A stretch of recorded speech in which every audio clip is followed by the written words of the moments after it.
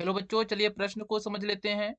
प्रश्न है, राइबोसोम का एक संकुल जो आरएनए के एकल रज्जु के साथ जुड़ा होता है क्या कहलाता है?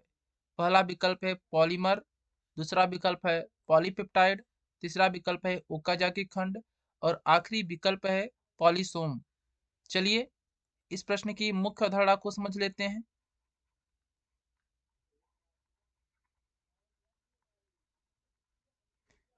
प्रश्न में पूछा गया है राइबोसोम का एक संकुल राइबोसोम का एक संकुल जो आरएनए के एकल रज्जु के साथ जुड़ा होता है क्या कहलाता है?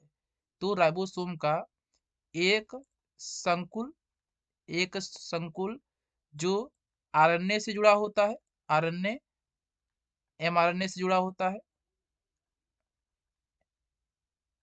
राइबोसोम का एक संकुल आरएनए से जुड़ा होता है, वह आरएनए होता है एमआरएनए। जब संकुल आरएनए से जुड़ता है तब कहलाता है पॉलीसोम।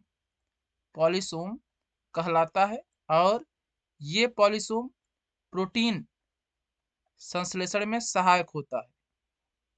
चलिए विकल्प को देख लेते हैं। पहला विकल्प है पॉलीमर, यह गलत है। पॉलीमर में अणु आपस में जुड़ते हैं, पॉलीमर का निर्माण करते हैं। पहला विकल्प गलत है। दूसरा विकल्प है पॉलीपेप्टाइड, यह भी विकल्प गलत है। पॉलीपेप्टाइड में अमीनो अम्ल आपस में जुड़ते हैं, जो श्रृंखला बनाते हैं उसे पॉलीपेप्टाइड कहते हैं। तीसरा विकल्प है ओकाजाकी खंड, यह भी गलत है। डीएनए के जो छोटे छोटे खंड होते हैं उन्हें ओकाजाकी खंड कहते हैं, इसलिए तीसरा विकल्प भी गलत है। और आखिरी विकल्प है पॉलीसोम, यह सही है।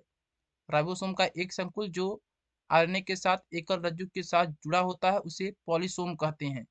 हम आशा करते हैं यह प्रश्न आपको समझ में आया होगा। धन्यवाद।